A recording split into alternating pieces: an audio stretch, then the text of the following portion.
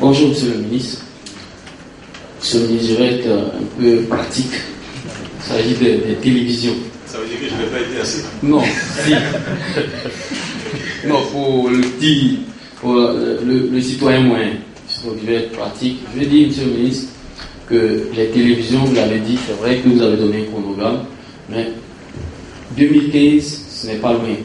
Or, aujourd'hui, le citoyen moyen ne sait même pas ce que c'est qu'une télévision analogique, une télévision numérique. Quelle est la différence?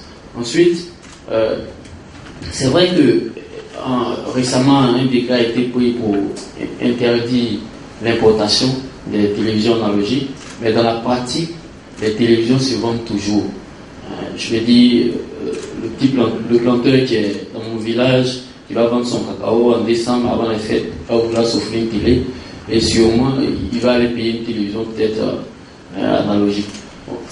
Au cela, qu'est-ce que vous faites sur le terrain pour que ceux-là ne continuent pas d'acheter un produit qui, dans quelques mois, ne sera plus utilisable? Merci, Monsieur le ministre. Monsieur le ministre, quel est le principe pour lequel vous optez? Vous répondez ou on prend toute la série des questions, d'accord? Monsieur Bamba, journal Le Temps, allez-y. Monsieur le ministre, à force de répondre souvent à votre place à l'extérieur, je me trouve devant vous aujourd'hui, je vais vous poser la question suivante. Véritablement, à quand l'ouverture de l'espace télévisuel? Vous parlez de juin 2015, des chaînes expérimentales. Est-ce que vous les avez déjà attribuées à des opérateurs? Pour être plus précis. Merci. Vous voulez parler de la libéralisation? Voilà. D'accord. Comme j'ai trop répondu à la place de ministre à l'extérieur. Michel Connet.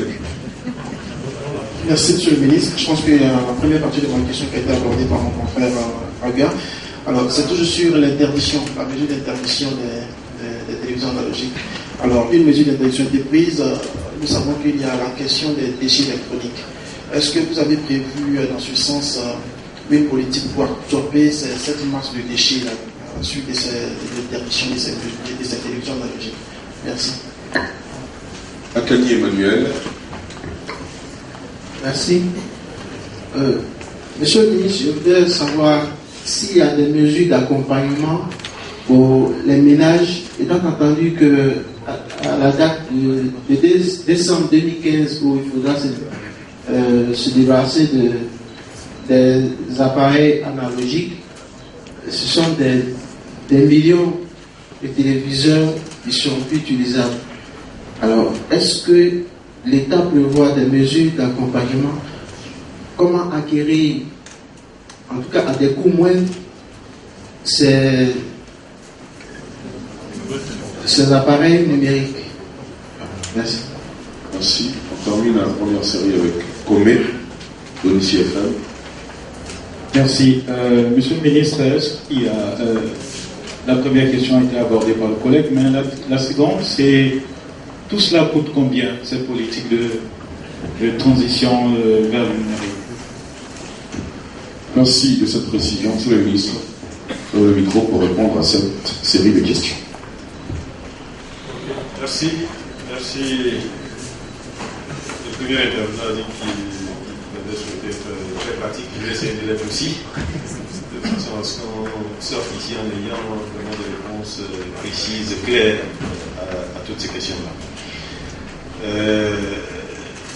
S'agissant des téléviseurs, il y a effectivement une différence entre les téléviseurs analogiques et les téléviseurs numériques. Et je dois dire, par chance, la Côte d'Ivoire étant quand même la Côte d'Ivoire, par chance, notre marché a lui-même progressivement fait sa mutation. C'est-à-dire que la Côte d'Ivoire, depuis quelques années déjà, vend sur son sol des téléviseurs qui sont des téléviseurs de nouvelle génération. Vous trouverez très peu de téléviseurs en Côte d'Ivoire qui sont totalement incompatibles avec les évolutions de la TNT. C'est ça la vérité en réalité. Donc il ne faut pas commencer par faire peur à tout le monde. Les mesures d'interdiction qui ont été prises étaient utiles.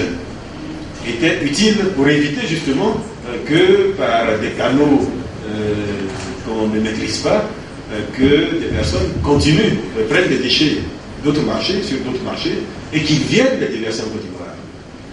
C'est sur les France au revoir.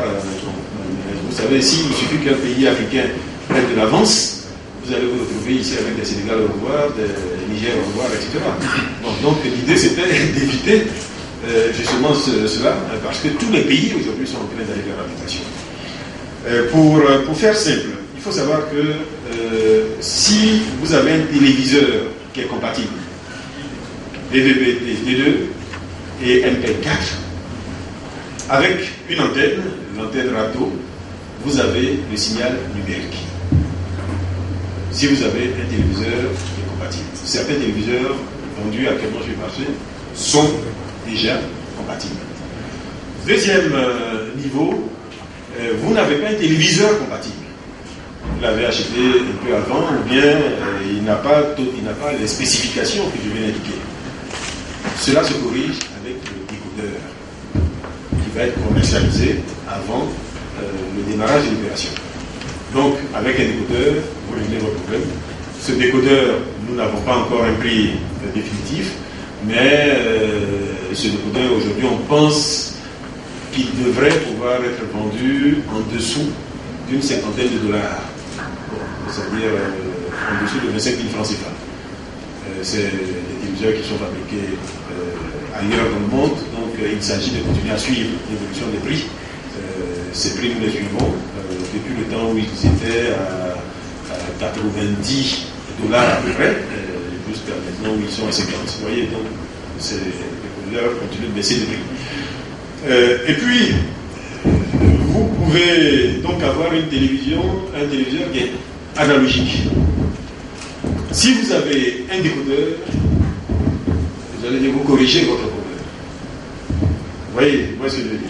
Mais à condition que ce décodeur ait une prise Péritel. Puisque derrière, il faudra que vous puissiez mettre la prise qui vient du décodeur. Et donc, c'est la seule exigence qu'il faudra pour les téléviseurs analogiques. Maintenant, dans le bas de la corbeille, on trouvera peut-être dans le fin fond de nos villages des téléviseurs qui n'ont même pas de prise Péritel. Donc la question va se poser pour ces téléviseurs, ce qui me permet peut-être d'aller directement vers la question qui a été posée. Je n'ai pas noté, c'est la 4e question, le nom de celui qui l'a posé, mais sur les mesures d'accompagnement. Les mesures d'accompagnement, nous ne souhaitons pas pour le moment parler.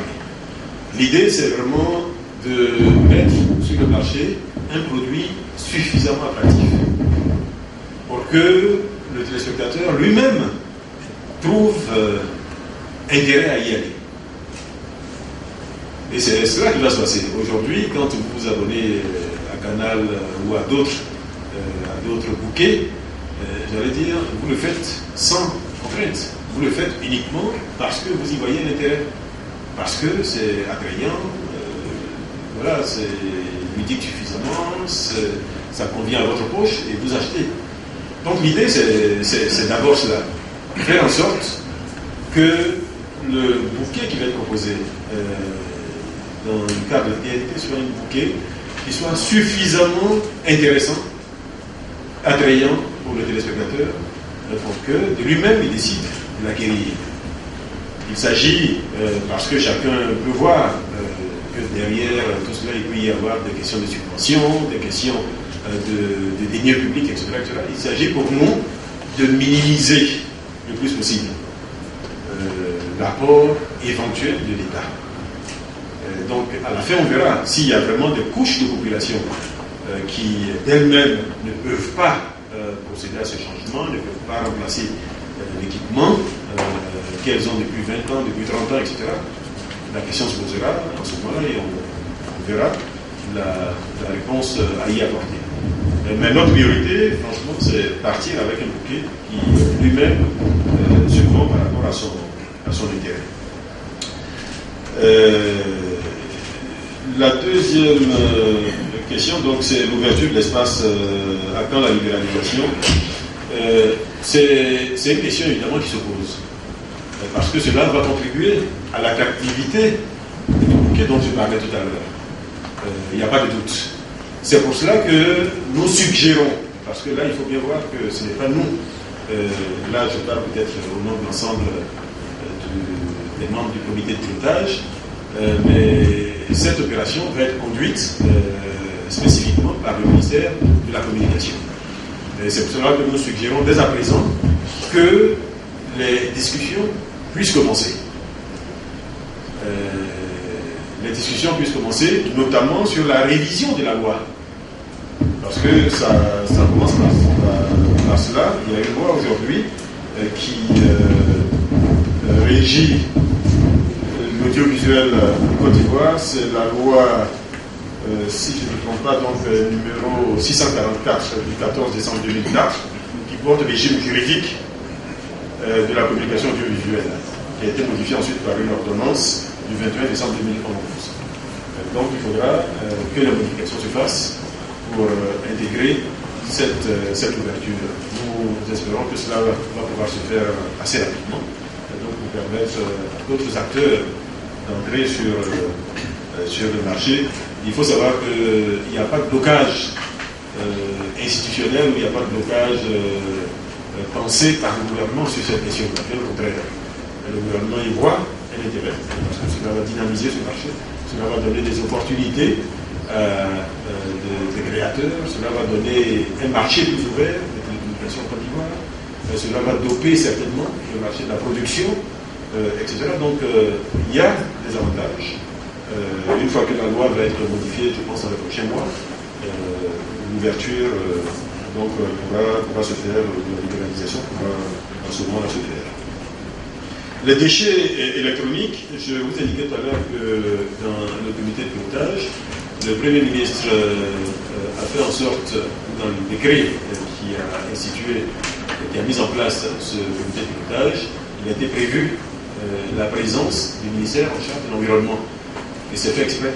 C'est fait pour que justement il y ait une gestion des déchets électroniques, donc ils vont sortir de cette opération, qui est une gestion de ces déchets de la meilleure façon possible.